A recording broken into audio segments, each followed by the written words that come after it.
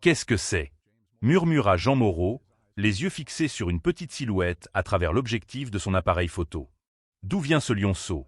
Sous le soleil brûlant de midi en Afrique, le photographe expérimenté Jean Moreau se concentrait sur la prise de vue d'un troupeau d'antilopes lorsqu'il remarqua soudain une petite créature s'approchant de lui. Avec 20 ans d'expérience dans la photographie animalière, il n'avait jamais vu un lionceau oser s'approcher ainsi des humains. Il devait avoir environ 3 mois, avec un pelage jaune pâle marqué de taches discrètes, un corps maigre et l'air affamé point à travers son téléobjectif, il pouvait clairement voir les côtes du lionceau sous sa peau. Jean baissa son appareil, observant avec étonnement. Il n'aurait jamais cru qu'un animal sauvage puisse être si amical. Le lionceau s'arrêta à environ 5 mètres de la Jeep, le fixant intensément de ses grands yeux ambrés. Il ne montrait aucune peur, seulement de la curiosité et ce qui semblait être une supplication d'aide. Ou que Jean se déplace autour du véhicule pour trouver un meilleur angle, le lionceau le suivait, maintenant une certaine distance, mais ne le quittant jamais des yeux. En l'observant attentivement, Jean constata qu'il ne présentait aucune blessure, seulement des signes de faim. Étrange, un lionceau de cet âge ne devrait pas être seul. Jean scruta l'immense savane, mais ne vit aucun signe d'une troupe de lions à proximité. Pas d'empreintes, pas de traces de chasse récentes, pas de rugissement au loin. Après avoir observé et pris les premières photos de cette rencontre inattendue, Jean réalisa qu'il était temps de ranger son équipement et de retourner au lodge avant que la chaleur ne devienne insupportable. Alors qu'il commençait à ranger, le lionceau restait là, le regardant avec des yeux pleins d'attente. Jean ressentit un malaise intérieur. Le lionceau était visiblement affamé. Dans un élan soudain, il prit un morceau de bœuf séché de son sac de déjeuner et le posa au sol à quelques mètres du véhicule. Le lionceau regarda la viande, puis Jean, comme s'il évaluait la situation. Après quelques secondes d'hésitation, il s'approcha, renifla la viande, et incapable de se retenir, la saisit et la dévora voracement, manifestement affamé. Au revoir, petit, murmura Jean doucement en démarrant la voiture. Il s'éloigna lentement, jetant constamment des coups d'œil dans le rétroviseur. Dans le miroir, il vit le lionceau immobile, petit et solitaire, au milieu de l'immense prairie, regardant jusqu'à ce que le véhicule disparaisse de sa vue. Quelques jours plus tard, poussé par une envie irrésistible, Jean décida de retourner au même endroit. Il se disait qu'il voulait juste vérifier si le lionceau avait retrouvé sa troupe. Mais au fond, il savait qu'il s'inquiétait pour le sort de la petite créature. Cette fois, il apporta du poulet cru pris dans les cuisines du lodge et son appareil photo préféré. Au même endroit qu'auparavant, Jean arrêta la voiture et coupa le moteur. Le calme de la savane n'était rompu que par le vent soufflant à travers les hautes herbes. À peine descendu de la voiture, il entendit des petits bruits d'animal provenant d'un buisson proche. Incroyablement, le lionceau était toujours là. Il reconnut immédiatement le véhicule de Jean et sortit du buisson où il s'était probablement caché pour la nuit. Il s'approcha avec une excitation évidente, la queue dressée et les yeux brillants. Jean n'en croyait pas ses yeux. Il avait survécu plusieurs jours seul et semblait avoir attendu son retour. Tu es encore là, murmura Jean, ressentant une joie inexplicable. Il ignorait toujours pourquoi le lionceau était seul. Avait-il été abandonné, ou sa troupe avait-elle été victime d'un désastre? Après des heures d'observation de la zone à travers son téléobjectif, il ne vit aucun signe d'une troupe de lions dans un rayon de plusieurs kilomètres. Il décida de lui donner plus de viande qu'il avait apportée. Le poulet cru, coupé en petits morceaux faciles à manger. Comme auparavant, le lionceau mangea voracement, mais cette fois, il resta aux côtés de Jean et refusa de partir même après avoir fini. Il s'allongea à l'ombre de la voiture, levant occasionnellement les yeux vers lui avec gratitude. Jean passa toute la journée à photographier et documenter son comportement. Comment il se nettoyait le visage après avoir mangé, comment il s'étirait après une courte sieste, comment il essayait d'attraper un scarabée qui passait. C'était une opportunité unique de recherche et de photographie que peu de photographes vivent. Bientôt, les ombres de l'après-midi s'allongèrent, et il fut temps pour Jean de retourner au lodge. Il lança le dernier morceau de viande au loin et monta rapidement dans la voiture pendant que le lionceau était occupé avec son repas. En s'éloignant, il vit dans le rétroviseur que le lionceau avait fini de manger et regardait la voiture avec confusion, comme s'il ne comprenait pas pourquoi son nouvel ami partait point ce soir-là. Au lodge, Jean vérifia les photos qu'il avait prises. Des images sans précédent d'une relation entre un humain et un lion sauvage. Chaque cliché capturait la confiance inhabituelle que le lionceau avait en lui. Mais la joie de Jean était mêlée d'inquiétude. Cette nuit-là, il ne pouvait s'empêcher de penser au sort du lionceau s'il ne retrouvait pas sa troupe. Survivrait-il une autre nuit? Avait-il déjà été repéré par des prédateurs? Il décida de retourner le lendemain et les jours suivants autant que possible pendant le reste de son voyage. Il commença à planifier des visites dans différents endroits de la réserve, à la fois pour chercher une troupe de lions qui pourrait être sa famille et pour continuer à documenter cette histoire spéciale à travers son objectif. Peut-être pourrait-il l'aider à survivre jusqu'à ce qu'il soit assez grand pour chasser seul ou jusqu'à ce qu'une troupe de lions passe par là et l'accepte. 2 semaines passèrent, et Jean continua de retourner sur place chaque jour, apportant de la nourriture et son appareil photo. Il avait ajusté son emploi du temps pour passer toute la matinée et une partie de l'après-midi avec le lionceau, ne revenant au lodge qu'à la tombée de la nuit. Et elle avait manqué d'autres opportunités photographiques dans la réserve. Migration de zèbres, troupeaux d'éléphants au point d'eau, même des rumeurs d'un léopard noir rare aperçu à proximité. Rien n'était aussi important que le lionceau et sa survie. À chaque arrivée, le lionceau l'attendait, comme s'il connaissait son emploi du temps. Il s'était habitué au bruit du véhicule de Jean de loin et courait souvent hors de sa cachette avant même que Jean n'arrête la voiture. Cela le ravissait et l'inquiétait à la fois. Heureux de voir le lionceau encore en vie et en bonne santé, préoccupé parce qu'il était devenu trop habitué à la présence humaine. Au départ, Jean avait essayé de maintenir une distance professionnelle, se contentant de photographier, fournir de la nourriture et observer. Mais peu à peu, leur relation s'était transformée en quelque chose de plus profond. Le lionceau n'était plus seulement un sujet pour son objectif, et Jean n'était plus seulement un observateur objectif. Ils avaient construit un lien spécial, quelque chose que Jean savait être à la fois dangereux et précieux. Le lionceau commençait à répondre au nom que Jean lui avait donné, Léon, tournant la tête chaque fois qu'il l'appelait. Il avait appris à reconnaître certains mots simples comme « mange » ou « non », bien que Jean essayât de ne pas trop lui enseigner le langage humain. Parfois, il réagissait même à ses gestes, s'asseyant quand Jean levait la main ou s'approchant quand il tapotait son genou. La collection de photos de Jean devenait une histoire extraordinaire documentant le développement quotidien de Léon. Il avait enregistré les moindres changements, de la croissance de son pelage au développement de ses muscles, en passant par les évolutions de son comportement et de sa personnalité. C'était une opportunité de documenter le développement d'un lion à une distance incroyablement proche, quelque chose que même les chercheurs les plus professionnels sur les lions obtiennent rarement. Mais Jean était également pleinement conscient de la complexité de cette situation. Léon développait une dépendance envers lui, une chose dangereuse pour un animal sauvage. Et Jean développait un attachement émotionnel à Léon, une chose dangereuse pour un photographe professionnel. Il savait que cette relation ne pourrait pas durer éternellement, qu'un jour il devrait partir, et que Léon devrait affronter le monde sauvage seul. Un jour, en arrivant, Jean trouva Léon avec une légère blessure à la patte arrière. Cela ressemblait à une éraflure, peut-être due à une rencontre avec des épines d'acacia ou des rochers tranchants. La blessure n'était pas profonde, mais suffisante pour le faire boiter légèrement. Il s'approcha quand même de la voiture, mais marchait avec une légère claudication, et Jean pouvait clairement voir la douleur à chaque pas.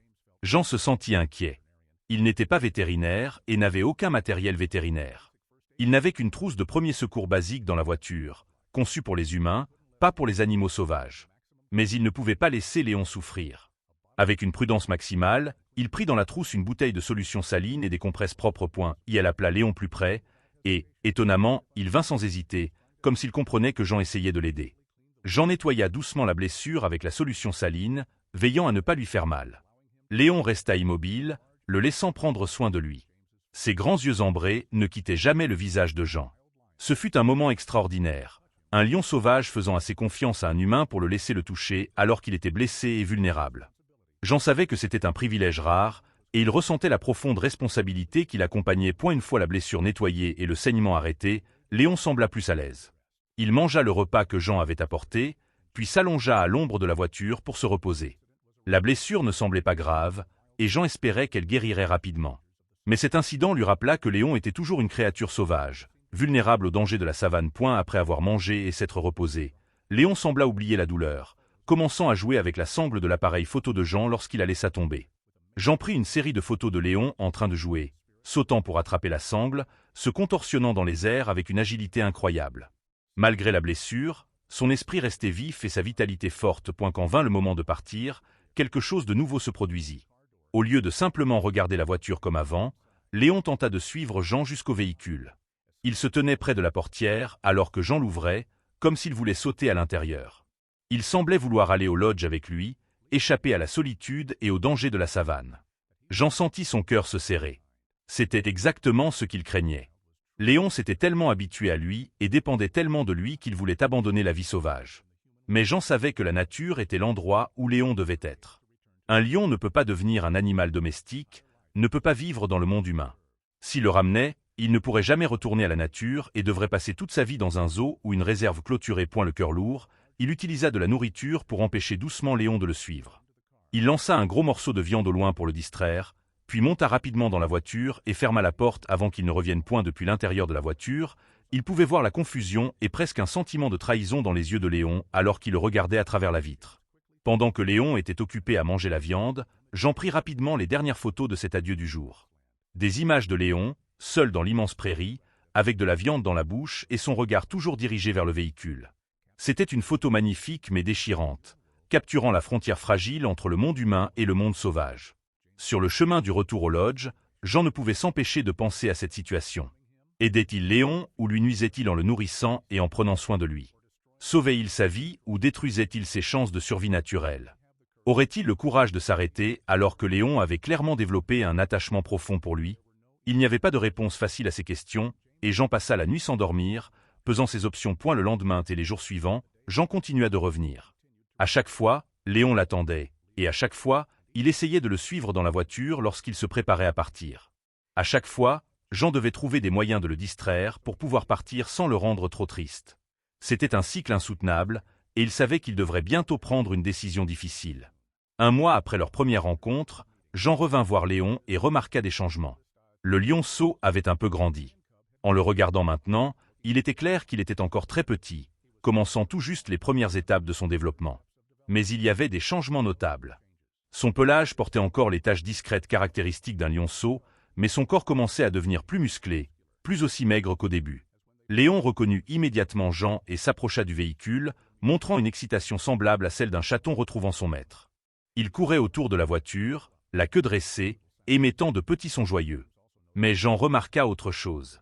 Léon avait attrapé une souris des champs tout seul. Il le découvrit en le voyant jouer avec la carcasse de la souris avant son arrivée, la lançant en l'air et la rattrapant, comme les lionceaux apprennent à chasser. C'était un signe encourageant. Cela signifiait que Léon commençait à développer des instincts de chasse, une compétence vitale pour survivre seul dans la nature. Jean décida qu'à partir de maintenant, il ne nourrirait pas Léon immédiatement à son arrivée. Au lieu de cela, il essaierait d'encourager son comportement de chasse naturelle. Il choisit soigneusement des viandes adaptées pour Léon. De la viande crue avec os et peau pour aider à développer des dents et des mâchoires solides. Mais au lieu de simplement poser la viande au sol, il l'attacha à une corde et la traîna dans l'herbe, imitant le mouvement d'une proie. Léon réagit immédiatement, commençant à suivre, à traquer et finalement à sauter pour attraper la fausse proie. Jean savait que Léon devait apprendre à chasser pour survivre. Mais la triste vérité était qu'il n'avait pas eu l'occasion d'apprendre de sa mère et de sa troupe. Les lionceaux passent généralement des mois à observer les membres plus âgés de la troupe chassée, apprenant de leur expérience. Léon avait été privé de cette opportunité et devait maintenant apprendre seul avec l'aide limitée de Jean. Bien qu'il y ait des signes prometteurs concernant le développement des compétences de chasse, un sens sain de la prudence pour un animal sauvage n'était pas encore pleinement formé chez Léon. Il était encore trop à l'aise avec la présence humaine, trop confiant. C'était un risque majeur pour sa survie future. À mesure que Léon grandissait, son appétit augmentait également. Jean devait maintenant apporter plus de nourriture à chaque visite. Il achetait de la viande au marché local, s'assurant qu'elle était fraîche et adaptée à l'alimentation d'un lion. Mais les coûts augmentaient, et il savait qu'il ne pourrait pas continuer ainsi indéfiniment, surtout que Léon grandissait et avait besoin de plus de nourriture. Lors d'une visite, avant que Jean ne puisse sortir la viande, Léon montra de l'impatience, émettant un petit grognement et sautant sur le siège adjacent, essayant d'entrer dans la voiture, un comportement trop amical avec les humains et totalement antinaturel pour une créature sauvage, même petite. C'était un signe préoccupant du niveau de dépendance qu'avait développé Léon. Jean réalisa que la situation devenait dangereuse. À chaque visite, Léon montrait un comportement de plus en plus agressif lorsqu'il réclamait de la nourriture, un signe inquiétant de dépendance malsaine envers les humains. Il avait commencé à associer la voiture des gens à la nourriture, et comme un réflexe conditionné, réagissait immédiatement en les voyant. Léon grandissait et n'était plus le petit lionceau mignon. Dans les mois à venir, il développerait des dents et des griffes plus fortes. Ses muscles deviendraient plus fermes et le tempérament naturel d'un prédateur émergerait. Si cela continuait, il pourrait devenir un danger pour les autres touristes dans la réserve, des personnes qui ne le connaissaient pas, contrairement à Jean. Un jour, après avoir pris des photos de Léon jouant avec son appareil photo secondaire, un vieux modèle qu'il n'utilisait plus, Jean plongea son regard dans ses grands yeux innocents. Des yeux qu'il avait capturés dans des milliers de photos, les voyant passer de la peur à la confiance, de la faim à la satisfaction, de la solitude au bonheur. Il réalisa que cette relation ne pouvait pas continuer. La dépendance de Léon envers les humains devenait trop forte alors qu'il était encore trop petit pour survivre seul. Mais s'il continuait à chercher des humains pour se nourrir, il n'apprendrait jamais à vivre comme un vrai lion, et à long terme, cela serait une condamnation à mort pour lui. Par amour pour Léon, Jean savait qu'il devait partir, ne plus revenir. C'était la seule façon pour lui d'avoir une chance de retrouver ses instincts naturels. S'il continuait à le nourrir, il ne développerait jamais les compétences de chasse nécessaires. S'il continuait à le rencontrer, il ne développerait jamais une peur saine des humains. Cette décision blessa Jean plus que toute autre décision qu'il avait dû prendre dans sa carrière. Il avait développé une profonde affection pour Léon, le considérant comme une partie de sa vie quotidienne, s'inquiétant pour sa sécurité et son bonheur comme pour un ami. Mais c'était à cause de cette affection qu'il devait partir. Parfois, le véritable amour signifie devoir laisser partir. Sur le chemin du retour au lodge cet après-midi-là, le cœur lourd, Jean décida que c'était la dernière visite. Il ne reviendrait pas, aussi difficile que cela puisse être.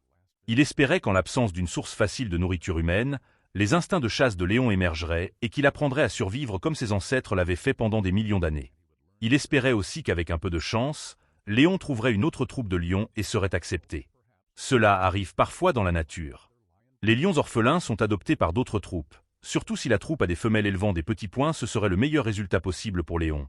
Être accepté dans une nouvelle famille, apprendre des lions adultes, et finalement devenir une partie de la société complexe des lions. Dans sa chambre noire au lodge, en développant les dernières photos de Léon, Jean réfléchit à la frontière fragile entre aider et interférer, entre l'amour et l'égoïsme.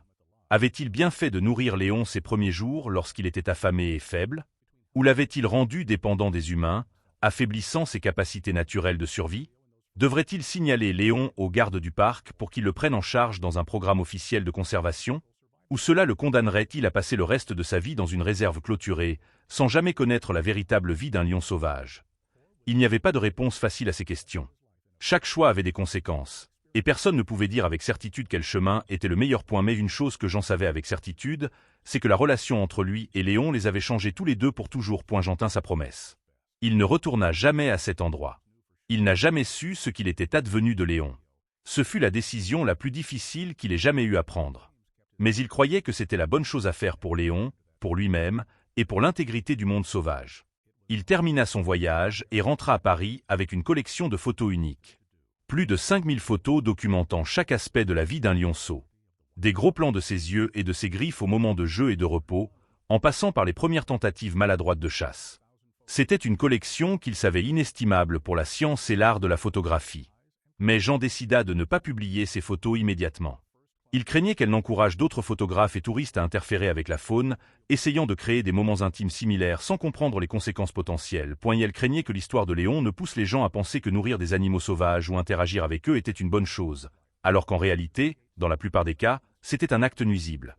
Au lieu de cela, il archiva ses photos et ses journaux, décidant qu'un jour, lorsque le moment serait venu, il partagerait cette histoire avec le monde comme une leçon sur la frontière fragile entre les humains et le monde sauvage, sur notre responsabilité envers les créatures avec lesquelles nous partageons cette planète, et sur la complexité d'intervenir dans la nature, même avec les meilleures intentions. Dans les mois qui suivirent son retour à Paris, Jean remarqua que l'expérience avec Léon avait changé sa façon de voir son travail. Il commença à se concentrer davantage sur des projets photographiques liés à la conservation, utilisant ces images pour sensibiliser à propos des espèces en danger et de leurs habitats. Il s'impliqua dans des campagnes anti-braconnage et soutint des organisations de conservation des lions et autres grands prédateurs en Afrique. Il changea également son approche de la photographie animalière. Il devint plus prudent, plus respectueux de la frontière entre les humains et les animaux. Il refusa des opportunités photographiques qu'il estimait pouvoir nuire aux animaux ou à leurs habitats. Et il devint un fervent défenseur des pratiques éthiques de la photographie animalière, parlant et écrivant souvent sur l'importance de ne pas intervenir dans la nature, même si cela signifiait manquer une photo parfaite. Parfois, lors de nuits sans sommeil, Jean se demandait si Léon avait survécu et était retourné à la vie sauvage, ou s'il avait continué à chercher de l'aide auprès des humains et avait connu un sort tragique. Avait-il trouvé une autre troupe de lions et été accepté? Ou était-il devenu la proie d'hyènes ou de léopards?